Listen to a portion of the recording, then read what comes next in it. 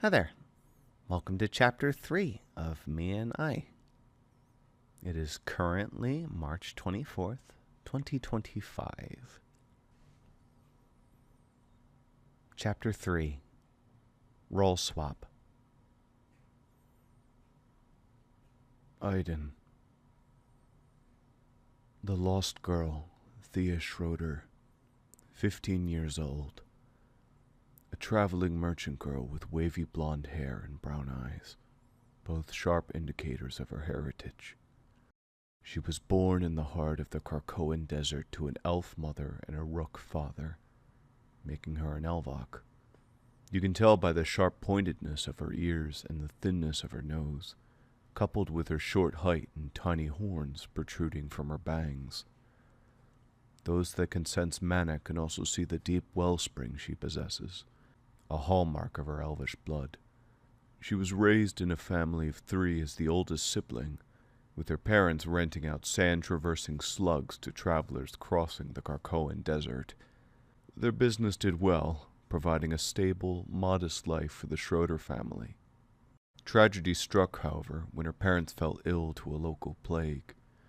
Its victims could be signified by skin spots and rashing of the throat. The illness was contagious and incurable, forcing the siblings to quarantine from their bedridden mother and father.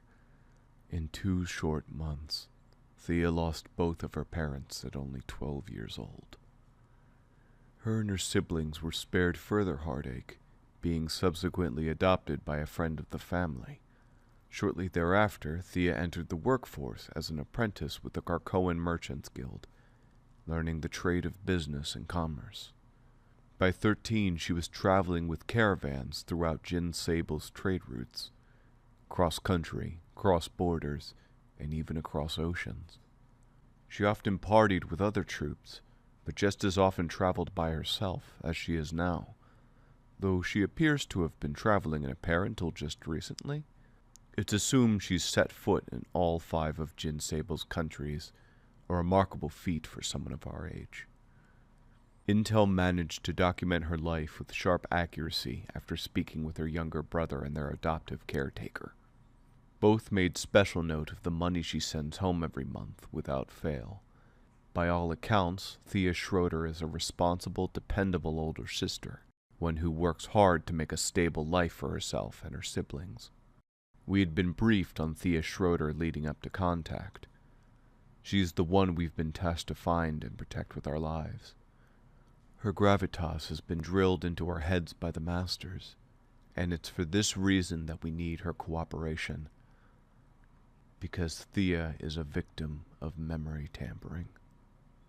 All of it. Every last bit of that gathered backstory, apart from her physical appearance, has been fragmented. A blip, she calls it. That blip was the moment her and some other person within Gin Sable swapped places, and more importantly, their memories. Their lives to that point. The families they were raised by. The place they were born. The places they've been. The people they've met. The lives they've lived. Shuffled. Cleanly in some places. Messy in others. 2 names scattered, usually fitting to titles and houses, but not always. Newly splintered memories, erected at the time of the swap, to fill in gaps and cracks in their false history. Sometimes ages are swapped as well, meaning pairs can differ anywhere from days to decades. Sometimes it's obvious, when there's inexplicably a 5-year-old church deacon, or a 70-year-old child of new parents. But even if the world around them agrees it's odd, nobody questions the boy's a deacon, or the old man's their son. It's explained away as a sudden title inheritance, or a weird medical anomaly.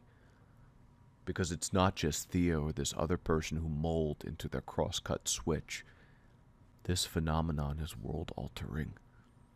It doesn't just alter the pair's lives, it affects everyone. Every person tied to the swapped pair, even loosely, inherits a new set of curated memories. Memories that sell this grand-scale charade. A cruel, despicable ruse the whole world over. One with an inexplicable, mystifying cause, but obvious, disastrous consequences. Consequences we, as members of the Elephantis, are tasked with solving. I give her that. I give Thea that distressing information, packaged in the form of a prepared speech. A routine briefing, one I've practiced hundreds of times under the watch of the masters to perfection. All to hopefully instill in Thea that this memory blip is problematic, requiring our immediate intervention and steps to correct it. But don't worry, Mia pipes up, suddenly interrupting my train of thought. this has happened loads of times. Kind of a recurring issue, so ignore Mr. Pessimism and his skulking aura of sadness and misery over here. We'll fix it just like always, no problem. Rude. But yes, this form of memory tampering can be corrected. Will be corrected. Mia interjects again. Far be it from me to sidestep her cloying optimism, I suppose. Yes, to the best of our abilities, we will undo this swap. You have our word. Thea listens to everything, nodding occasionally. I'm a bit concerned that she refrained from interruption or exclamation at any point of my speech. I could continue, and probably should, to ensure she knows exactly how this discrepancy with her memory can be fixed before panic or doubt sets in. But she's waited and listened patiently, so I think it's pertinent to allow her a chance to comment.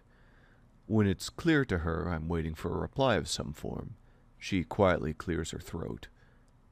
Then she tears forward, gorilla grips my arm with agonizing pressure, and begins to violently shake me. A lot. Okay, you two are batshit! It's a bevy of insults and cuss words ranging from understandable and deserved to a little hurtful and needlessly daggered. It's nothing I haven't heard before, though, and I'm a bit more concerned at the moment that my arms are about to be torn off. Though I'm terrifically curious where she learned to string together such a graceful display of prose-worthy potty mouth. Neither Mia or I try to stop her, because this is a very expected response. The most common, in fact, and the script says to let this kind of explosive ire run its course.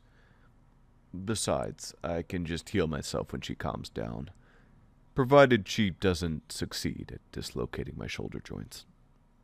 It takes a couple minutes of piercing, shrill expletives before the merchant girl's red in the face and out of breath.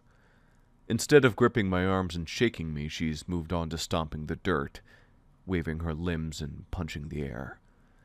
I'm scared she'll try to weaponize the fire somehow, or the stew again, but my partner and I are fully prepared to alleviate her manic disposition through careful de-escalation, even if we're a little green at this step.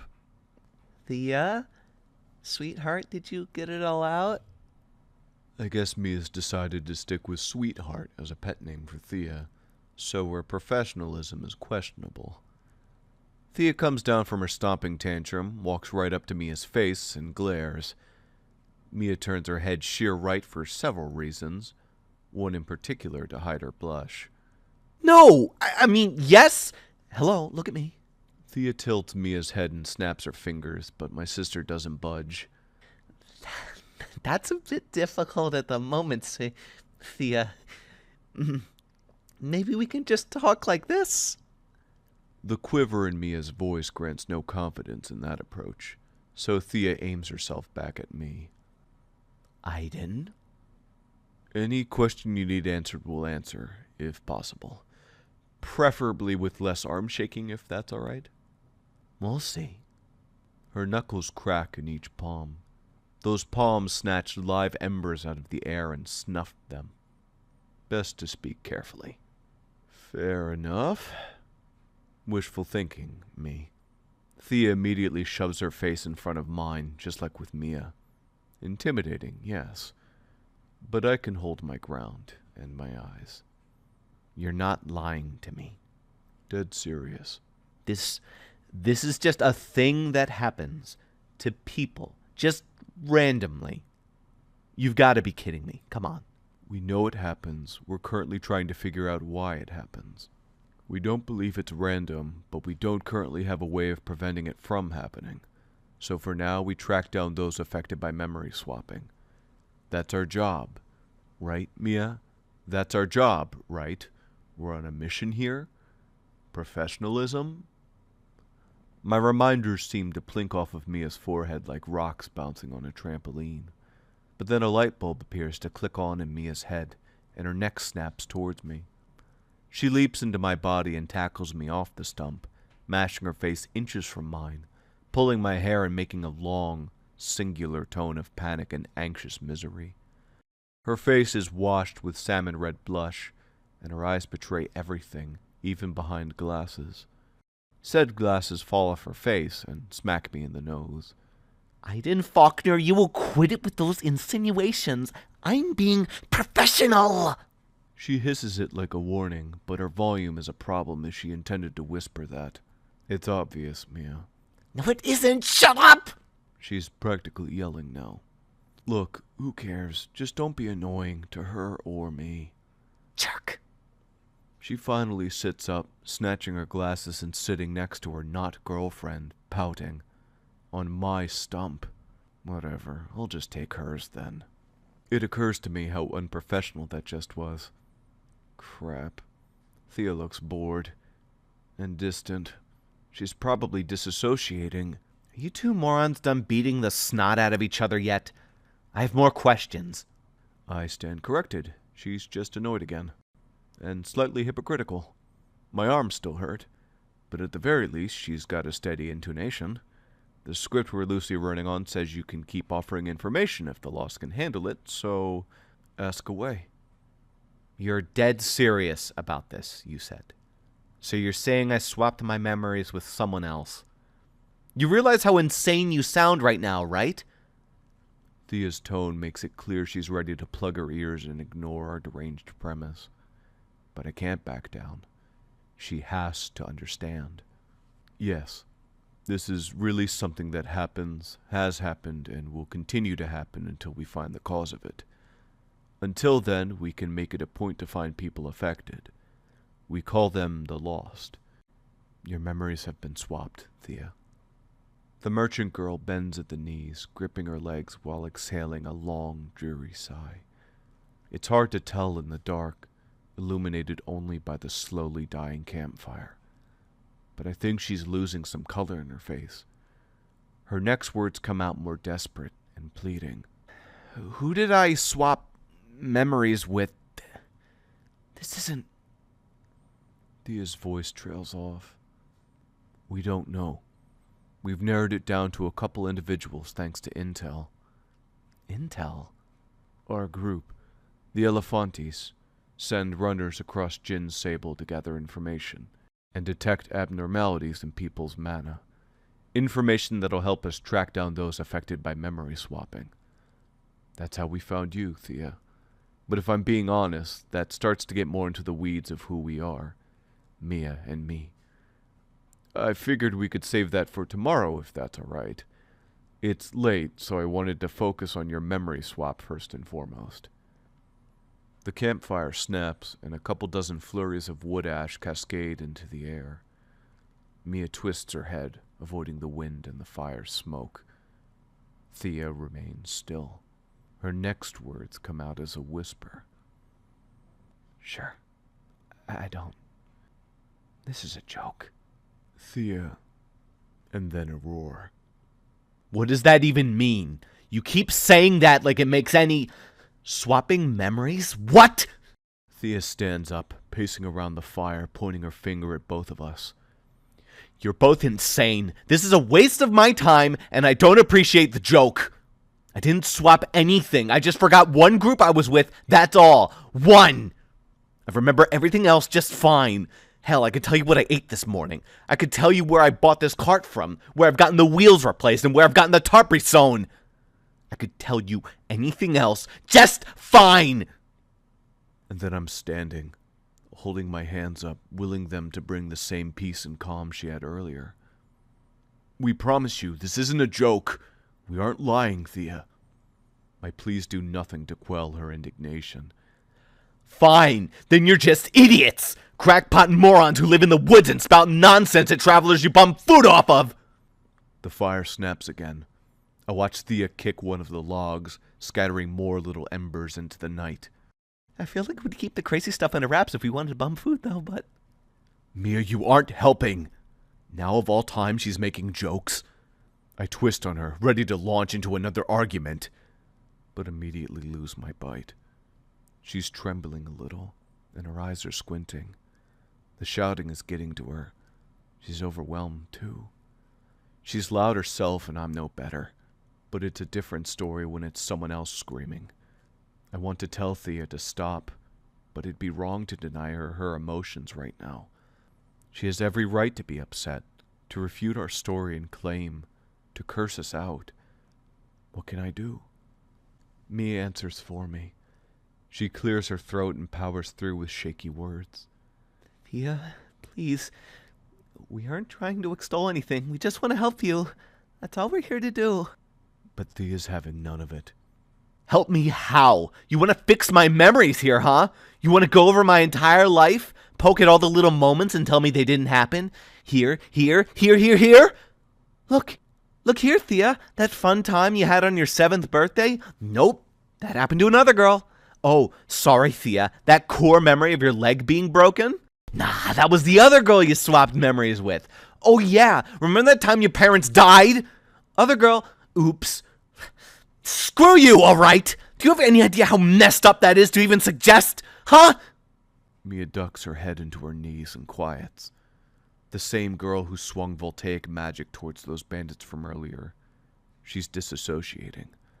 It's too much, and Thea's not letting up. She can't swing a sword at her or raise her voice in retaliation. And it's not like with me where our arguments carry a sense of normalcy and their own irregular comfort. We weren't ready for this, were we? Nothing to say to that, huh? Go ahead. That's what you meant, isn't it? Thea thankfully directs the question at me, but the script feels 1,000 miles away. It's literally 10 feet away in my bag. But the words escape me. I feel every bit the dirty, depraved roach Thea thinks of me as. Then again, that's not so different from usual. I breathe through my nose and out through my mouth. Calm down. Calm down. In. Out. The words return almost instantly, and I meet Thea's eyes with my own. She wants to shout. Fine. But I'm saying what needs to be said, whether you like it or not. No. That isn't what we meant, Thea. Oh, my bad. Enlighten me, then. Spit out some more garbage about how my life's a lie and all my memories are someone else's. Can you do that for me? I stifle a laugh, briefly remembering Mr. Yu using the exact same words. That same tone of voice, saying, "Can you do that for me, Aiden?" Lowering his face down, infantilizing his inflection, before flying off the handle and assigning me triple homework, with an added shoulder shove for my supposed incompetence. He's the same piece of garbage who hassled Mia and ruined her schooling for years. The difference here is that Thea isn't an authority figure. I don't have to prostrate myself to her. I'll give her every ounce of my respect and condolences for what's happened to her, but not like this. Not while she's shouting. I'm done taking that garbage, and I'm done watching Mia take it. You need to calm down, Thea, I say, levelly. How do you expect? I'll talk to you when you've calmed down. For now, I need to go tend to my sister who you're bothering with all this shouting. Okay? Please. Thea blinks at me, tilting her neck towards the balled-up Mia. She begins to say something, but stops herself. I pat my stump twice, offering my chair to Thea, something I should have done 10 minutes ago. This girl made us dinner, after all, and gently sit down next to Mia. Hey. I'm okay. Just a little bit crazy. She peeks out from her knees and smiles at me. She isn't crying, but she's still rocking a little. Take a sec, okay? Hop back in when you're ready. No, I'm okay. Really. I get what she's saying. I don't want to invalidate her memories, right? Mia breathes hard through her nose and scratches her hair. We don't have to. What if we do it by accident? We apologize and assure her that isn't what we meant, okay? I reach around her shoulder and pull her into a half hug. Mm-hmm. She reciprocates. We sit there for a minute, listening to the fire snap and the bugs chirp and the wind bluster. Mia speaks up next, her voice hushed and tired once again. Hey. Sorry for shouting. In all fairness, though, you two shouted a bunch today on the way to the cart, so... Yeah, that's our bad. Sorry about that. We're, loud arguers. Mia offers the truth, but it's obviously a crappy excuse. One I'm equally guilty of. Sorry, Thea. Aiden, are we hypocrites? Kinda. I wink at Mia, ruffling her hair while she attempts to bat my arm away, giggling. You know what I meant, though. Thea utters, breaking through our horseplay. Saying my memories are fake. We're not going to say that. We're not even saying you swapped all your memories with someone else, Thea. I lock eyes with the girl, briefly considering my next words. Because I'm supposed to just barrel through these hesitations, right? I was instructed quite clearly. Don't give room for doubt or self-destructive clinging on to memories that might not even be theirs. It never sat right with me. I'd imagined how it'd feel in my shoes, having all my memories strip-searched, correlated with someone else, appraised and graded like some arbitrary personhood test. It's vile. It's an awful, horrid thing that's been done to Thea, and I want her to know I see it as such. Then I don't understand. She mumbles her words, and I feel Mia's arm on my back again. One more time. It varies from person to person, swap to swap. I begin, deciding it's time to go off script with a more direct approach. It's that we don't know which memories are yours and which are theirs. They're jumbled and all over the place. But neither you or this other girl's memories are fake, Thea. I feel Mia's hand clench on my back, and I smile involuntarily. So she did memorize the script after all. And she knows I just detracted from it, big time. Oh, I'll do more than that. They might have small, minor changes to better disguise the swap, but not the core parts. Not the parts that really matter, not the emotions or the major events themselves. Because your memories, Thea, those are real. Even if they weren't yours to begin with, they became yours when you inherited them. All of the pain, the happiness, and the moments between. The myriad of feelings you associate with those memories. Those are real too. And I'd never, ever deny you them. That was incredibly, emphatically off script. I twist to my partner, whose eyes have practically bulged out of their frames. I just spilled beans I wasn't supposed to spill into much later in the process. Possibly months from now if our trip manages to take that long. Oh well. What's Mr. Yu gonna do about it? Give me homework? God's above, you two are serious. I don't know if that means you're speaking the truth, but you both believe it, don't you? I'm not an idiot for believing you're serious, right? There's a slight panic in Thea's voice, but it's less than before. It's less than I'd have expected, coming down from her shouting. It's now that Mia finds her voice, happily jumping into the role of comforting her crush. Of course not. I'd be worried if you did believe us outright.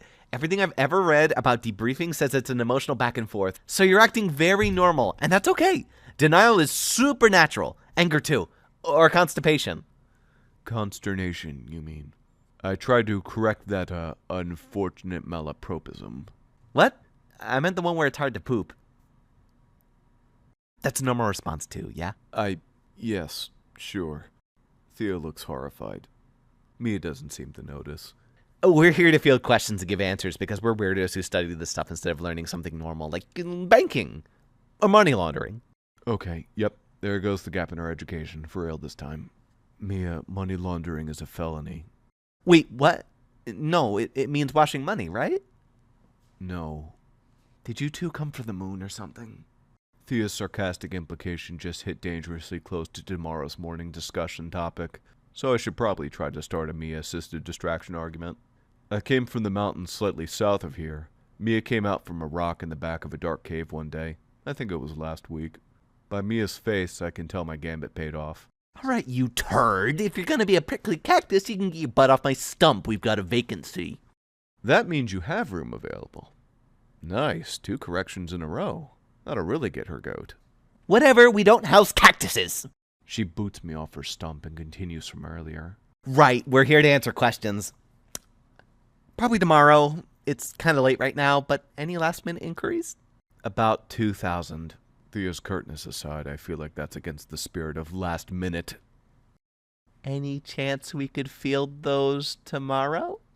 Mia's hopes seem destined to crash and burn, but Thea just puffs at us and nods. One more question for now. Are you two going to reverse this somehow? I don't even know what that means exactly, or if I even want that. Do I want that? Don't worry, it'll all make sense with time. Mia flashes another thumbs up, her mood restored by the chance to reassure Thea. It might take a bit to find out who you're swapped with, but once that happens, we'll take it from there. Thea pulls her legs up and squeezes them. She yawns, tucks her head into her knees, and bemoans her reply. I body swapped with some other random person. What? Not really body swapped, per se. Job swapped. Some life experiences swapped, but not even all of them. Just like a lot of them, probably. Now it's Mia's turn to be a bit clinical in her reply. When Mia's being the technical one, bedtime is clearly overdue. I don't... Forget it. This is way too much. Thea exhales, looking at her wristwatch. Holy, it's that late already? I need to sleep on this. I need some time to decide how I feel about everything. Her E's are suitably frantic and erratic. Soon, Mia yawns, and I follow suit. Okay.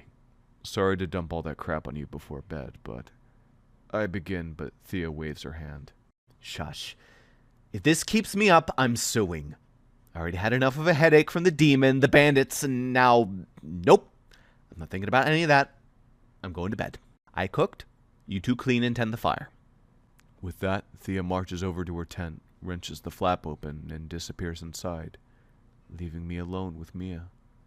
And that pretty much translates to I clean while Mia goes and shoves her head face first into her tent. I'm barely a couple dishes in when she's back out, though, now in her nightwear, crouching near the basin and pouting while brushing her teeth. She is freaking cute, Aiden. Did you see her horns? She could be 78. Don't say that. She's 15. I can feel it. Maybe 16. Like a year older, yeah. But she's mature and cool either way. Look, we need to make sure to follow the script better tomorrow, right? That was risky improvisation we did there, and... Oh, hush, it worked, didn't it? Besides, what's this we stuff? That was all you. I panicked. A half-truth. It felt good in the moment, but as usual, I'm second-guessing myself not 10 minutes later. You were nervous. So was I, you're good. Not bad for our first real debriefing, yeah? Nice work. The sky is falling. I gave you a compliment, don't be weird about it. Also, speaking of, the whole brother-sister, it's complicated comment. Aiden, just say I'm your sister. It's You're complicating things. One stupid life-altering revelation at a time here. Sheesh. We kind of hit her with 2 today. Mia's referring, of course, to the demon and Thea's memory swap. That's technically 2, even if it felt like more. Yeah, but that just means it's 2 less we'll have to talk about tomorrow. 5 more to go, yeah?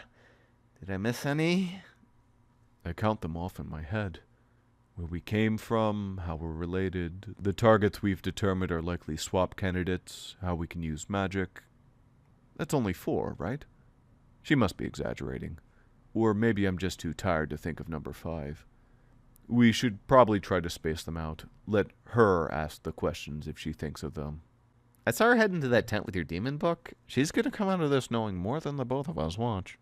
Either that or she's going to decide after a good night's sleep we're crazy after all and ditch. I jest, but that's a legit concern based on previous experience by other Elephantis members. Mia's having none of it, though. Okay, if you're just gonna be a pessimistic Peter, I'm hitting the sack. Watch out for bears. Watch out for Thea's.